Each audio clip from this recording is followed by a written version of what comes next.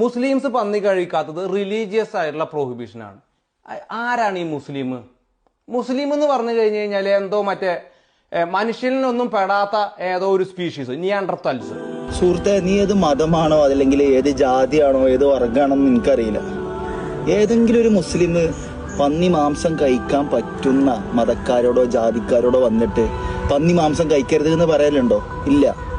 മുസ്ലിമിന് നിഷിദ്ധമാണ് പന്നി മാംസം. അതുകൊണ്ട് ഒരു മുസ്ലിം പന്നി മാംസം കഴിക്കരുത് എന്ന് പറഞ്ഞിട്ടുണ്ടെങ്കിൽ അതൊരു മറ്റൊരു മുസ്ലിമിനോടായിരിക്കും, അല്ലെങ്കിൽ ഒരു ഹൈന്ദവ സുഹൃത്തിനോടോ ക്രൈസ്തവനോടോ അല്ലെങ്കിൽ മറ്റു ഏതെങ്കിലും ജാതിക്കാരോടോ വന്നിട്ട് ഒരു മുസ്ലിമും പന്നി മാംസം കഴിക്കരുത് എന്ന് പറയാറില്ല. പ്രധാനമായും അത് നിഷിദ്ധമായതിന്റെ മെയിൻ കാരണം ദൈവിക കൽപ്പനയാണ്. ഒരു മുസ്ലിം അതല്ലെങ്കിൽ ഒരു ഇസ്ലാം മത വിശ്വാസി ആരാധിക്കുന്നത് ദൈവം അള്ളാഹു എന്ന ഏക ഇലാഹിനെയാണ്. ആ ഇലാഹ് അല്ലെങ്കിൽ ആ അള്ളാഹ് പരിശുദ്ധമായ ഖുർആനിലോട് ആ മതവിശ്വാസികളോട് പറഞ്ഞത് നിങ്ങൾ പന്നി മാംസം കഴിക്കരുത് എന്നാണ്. അതുകൊണ്ട് മെയിൻ റീസൺ ദൈവിക കൽപ്പന ഉണ്ടായി എന്നതാണ്. പിന്നെ മറ്റൊരു ഇമ്പോർട്ടന്റ് പോയിന്റ് എന്നുള്ളത് ചരിത്രപരമായിട്ട് തന്നെ രേഖപ്പെടുത്തിയ പന്നിയിൽ കാണപ്പെടുന്ന ആരോഗ്യപരമായ സാധ്യതാ കാരണങ്ങളാണ്. ഈ പന്നിയിൽ ബാക്ടീരിയകളും വൈറസുകളും പാരാസിഡുകളും കാണപ്പെട്ടതായിട്ട് ചരിത്രപരമായിട്ട് രേഖപ്പെടുത്തിയിട്ടുണ്ട്.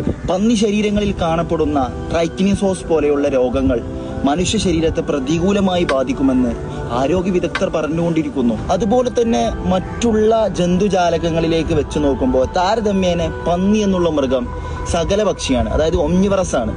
കണ്ണിൽ കാണുന്ന മലിനമായ വസ്തുക്കളും ശുദ്ധമല്ലാത്ത വസ്തുക്കളും അത് കഴിക്കും.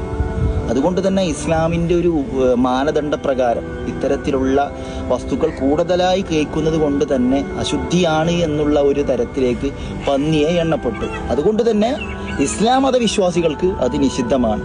മറ്റേതെങ്കിലും മതസ്ഥരോ ജാതിക്കാരോ വർഗങ്ങളോ കഴിച്ചത് കൊണ്ട് അത് ചോദ്യം ചെയ്യാൻ ഒരു മുസ്ലിമും വരികയില്ല. ലക്കും ദീനിക്കും വലിയതി, നിങ്ങൾക്ക് നിങ്ങളുടെ മതം അവർക്ക് അവരുടെ മതം എന്നാണ് പരിശുദ്ധമായ ഖുർആനും പ്രവാചകൻ സല്ലല്ലാഹു അലൈഹി വസല്ലം മതങ്ങളും പരിചയപ്പെടുത്തിയത്. ഇൻഷാ അല്ലാഹ്.